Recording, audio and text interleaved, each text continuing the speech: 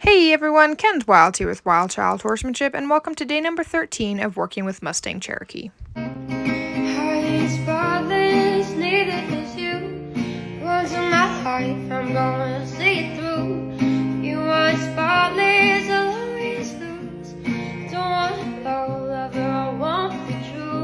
Before we begin, I would like to share with you guys Cherokee's weight gain journey. This is Cherokee when we brought him home, and this is Cherokee the other day. So I'm so happy that he has finally gained some weight and is looking like a horse again and not just some animal that just hopped off the next trek to Mexico. Now on to the training. So Cherokee had a really bad day, and then we had a day to just bond and regroup, and now today we're going to start getting back into the routine of work. So first things first, I'm going to throw a saddle on Cherokee, and then that is going to be like the very beginning of our session. Obviously, we know that he's had a saddle on in the past. He was a little bit nervous about it at first, but he quickly grew a lot more accustomed to it. So right here, I'm going to start working on Cherokee's off side. He typically is a lot better with everything on his left side, so I'm starting with the right side just because I know that that's his off side.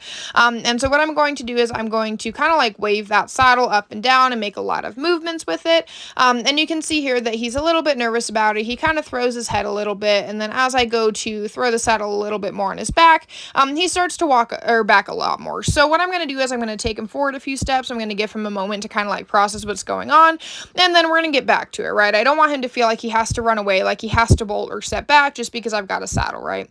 So again, you can see that I'm going to throw that saddle on him. He's throwing his head. He's still backing up those few steps, so I just rub him with that saddle. I rub him with it, and just to show him that it's okay, like nothing's going to hurt him, and then he allows me to lift the saddle up and put it on his back. Once I get it on his back, then I'm going to give him a reinforcer because he just did absolutely phenomenal. In fact, I gave him a few reinforcers just to show him that, hey, this saddle is on your back, and now you're going to get lots of pleasurable stimuli. Now, what you do to one side, you do to the other. So I pull that saddle off on the opposite side, on the left side, which is Cherokee's strong side. And then I'm going to repeat the process. I'm going to swing it up and down, and eventually I'm going to throw it over his back, which you can see I do right here. You can see that his head is high. His ears are kind of pinned as he's watching what's going on. But you can also notice that that hind leg is cocked, which is a sign that he is somewhat comfortable with what is happening, right? So now I switch sides yet again. I pet him on the neck because this is his off side, and then I'm going to take that saddle off and then put it back on. And so again, this is just a very repetitive process. This is where it can take a lot of patience because it can also be very time consuming. This time he doesn't really freak out when I'm making all of these moves with it. You can even see that the cinch drops and he doesn't freak out. I adjust that saddle on his back and proceed to give him lots of reinforcers. After repeating this process, I go to adjust the saddle pad and actually go to cinch it up. You might start to notice that Cherokee kind of backs up a few steps every single time that buckle makes a sound, and that's okay. I'm just going to follow him, continue to show him that it's okay, and apply reinforcers as necessary just to show him that everything's okay. So the last time we had the saddle on Cherokee, he bucked for about a lap around the round pen, and he was trying to communicate to us that this felt weird. He didn't quite understand what was going on, and now you can see right here that I actually started walking him forward, and he didn't seem to have any nervousness about it. Here I go again. I'm walking forward. He's not increasing his speed. He's not doing anything drastic, and so this is all a sign that we have done a great job preparing him for the saddle because he's not freaking out. He's not over the threshold. We've put it on him, and now he's like, oh, okay, this isn't all that bad. Not to mention, he didn't buck like he did the first time around, so it shows that we have prepared him properly, because if he proceeded to buck this time around and freak out, that's a sign that we probably need to take a step back. But as I also discussed in the video with his first saddling, sometimes horses just buck. It's a way that they communicate that this is new, this is weird, this is scary. But he hasn't this time, so again, it's always important to make sure that you prepare your horses as much as humanly possible, because you don't want fireworks, you don't want craziness. You want your horse to be nice and relaxed under the threshold, and you want them to feel safe and confident being around you. Now that the saddle is on, we are going to review the prerequisites of starting a horse under saddle, beginning with desensitization. So the reason we're going to work on the prerequisites with the saddle on is because the more time he's got that saddle on his back, the more comfortable and confident he's going to become with it. Not to mention, Cherokee already knows the prerequisites. It's something we've been working on practically since the day that we brought him home. And so by adding the saddle, when we work on the prerequisites, it's just like an added stimulus, right? It's like the next step up. And again, another great way to help him grow a little bit more comfortable with the saddle. saddle. You can see he's standing well as I desensitize him with the lunge whip, so now we're going to move on. Cherokee has been making great progress lunging in both directions. You can see that he kind of goes off a little bit fast. He's giving me a bit of a choppy gait, but one thing I want to point out is that there's actually slack on the lead rope. In the past, he kept that lead rope quite tense. He kept it pretty tight. Now he's actually got some slack on that lead rope, which is a good thing because it shows that he's starting to give to pressure a little bit more. Right here, I go to lean towards Cherokee's butt to try and get him to yield that over and come in. He doesn't quite come in, so I apply some pressure with that lead rope, and once he comes to a stop and faces me with both eyes, I'm going to give him a reinforcer. We've also been able to get Cherokee to lunge at a nice relaxed walk, which is huge progress in itself. As for backing up, Cherokee is becoming a lot more responsive to my movements. For the most part, I'm able to lean towards him, and he typically just backs up a step. And so over time, we can start to increase that to get more steps. He's doing great when it comes to yielding the hindquarters in both directions. As for yielding the forequarters, he's making great progress, even though we typically are only able to get a step or two out of him. As for lateral flexion, he is doing great on the left side, which is his good side. However, on the right side, we definitely still have some struggles. He's doing great picking up all 4 feet. He's still a little bit nervous about those hinds, but he is at least picking them up. Now we're going to work on a behavior that is kind of somewhat new, and that is standing tied. As you guys saw in my previous video, I did have that lead rope wrapped around the fence, and he actually stood pretty damn well. And so it seems like he at least knows the concept of tying, and so I just want to make sure that he actually knows it fairly well and kind of brush up on his skills. So you'll see right here that what I'm doing is I have that lead rope wrapped around the fence, I'm standing back and I'm applying pressure. So what I want is for Cherokee to step forward off of that pressure. And reasoning for this is because sometimes when horses realize that they are stuck there, that they are tied up there, they freak out and they set back. And so my goal is to teach Cherokee that if he backs up or if the lead rope gets a little bit tight, all he has to do is step forward and give to that pressure for things to go well. You'll see right here that he stepped forward, he released that pressure, and so I'm going to give him a reinforcer. Again, you'll see that I start to tighten it up and Cherokee just starts walking towards the fence. He's like, okay, I have to give to this pressure, I have to follow this, and that pressure will be released once I step forward towards the fence. I am not a huge fan of people who tie their horses up and let them figure it out on their own because it can be extremely dangerous, especially if they set back. They could break their neck, break their back, and just many other things.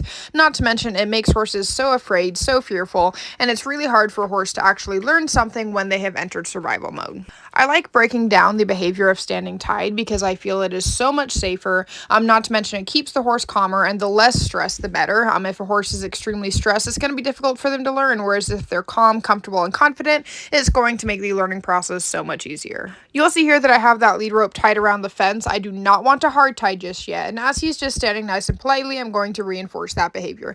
You'll see here that as I go to walk to the other side, he kind of starts moving his butt, but he's very in tune to that lead rope. He understands that, oh, I can't go any further. I have to rotate my hindquarters because that lead rope is there and that pressure is there. Again, I go to switch directions. I go to switch to the other side, and he does move that rump over, and I'm just going to reinforce as I continue to do this. The thing that I like is that as he's moving, and as I'm moving, he doesn't, again, he pays attention to that lead rope and how far he can and cannot go. Even right here, he goes to walk forward. He realizes that that puts pressure on the lead rope, so he backs up to relieve that pressure.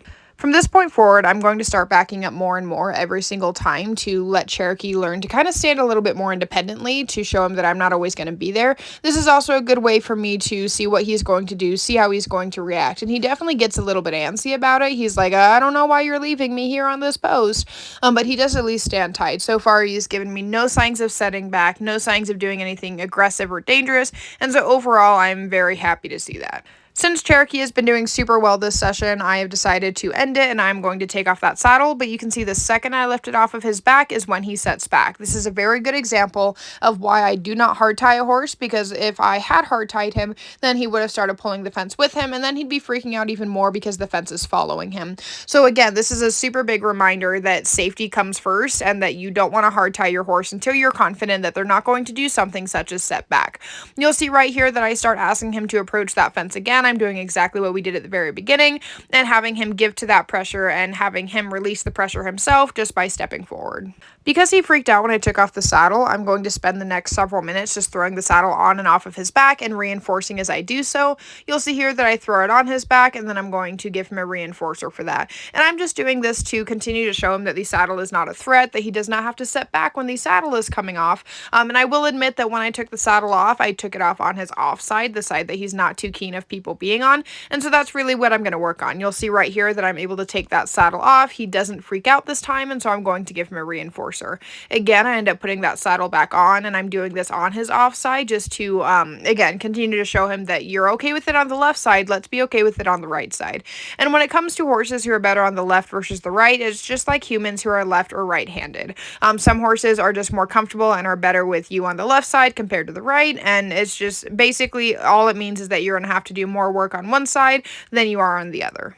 One thing I don't think I've discussed in this series so far is how I let Cherokee back out to pasture. I have seen so many people turn their horses out, and the second that halter is off, that horse takes off running. I've seen people get kicked when their horses take off running, and overall it can just be really dangerous.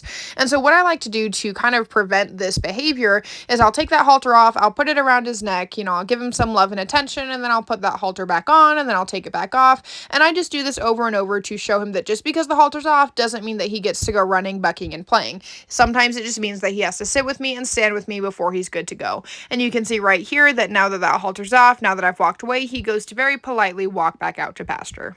Before we close off this video, don't forget to go and check out our books. I've got 3 books on the shelf, and they are all on a variety of topics relating to horses.